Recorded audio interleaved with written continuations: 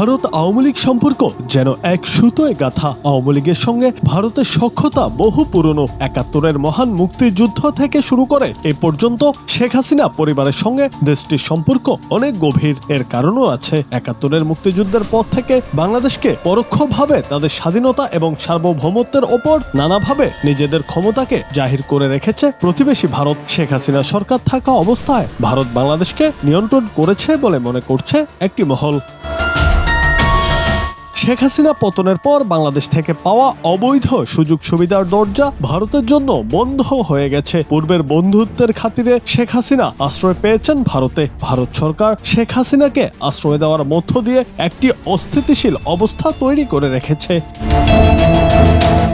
ভারত অনেকবারই বলেছে শেখ হাসিনার বিকল্প নেই। এতদিন আওয়ামী লীগ সরকার আমেরিকার দিকে তাকিয়েছিল, ভেবেছিল ট্রাম্প ক্ষমতায় বসার পর কোনো ভালো সংবাদ পেতে পারে। তবে ইতোমধ্যে ট্রাম্প মোদির বৈঠকের পর সে আশাটুকুও নিভে গেছে। বৈঠকে এক সাংবাদিক বাংলাদেশ ইস্যু নিয়ে ট্রাম্পকে প্রশ্ন করলে ট্রাম্প সেটি চালাকির সঙ্গে এড়িয়ে যান। মোদিও পরে সে বিষয়ে কোনো কথা বলেননি।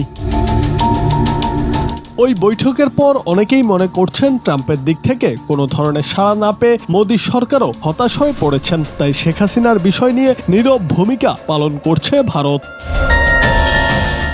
আন্তর্জাতিক প্রথাগত আইনে বিচার নীতির আওতায় গুরুতর আন্তর্জাতিক অপরাধ যেমন যুদ্ধাপরাধ, গুম, মানবতা বিরোধী অপরাধে অভিযুক্ত ব্যক্তিকে প্রত্যর্পণ বা বিচার করা যে কোনো রাষ্ট্রের দায়িত্ব। তবে শেখ হাসিনাকে বাংলাদেশে ফেরত দেওয়ার বিষয়ে ভারত বাধ্য কিনা সেটি একটি প্রশ্নের বিষয় বলে মনে করছেন বিশেষজ্ঞরা।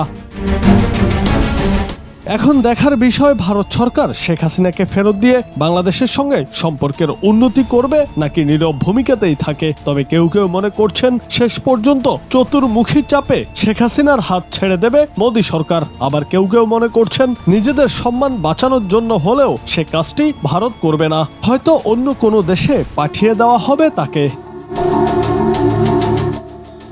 জুনায়েদ আহমেদ, বাংলা টিভি।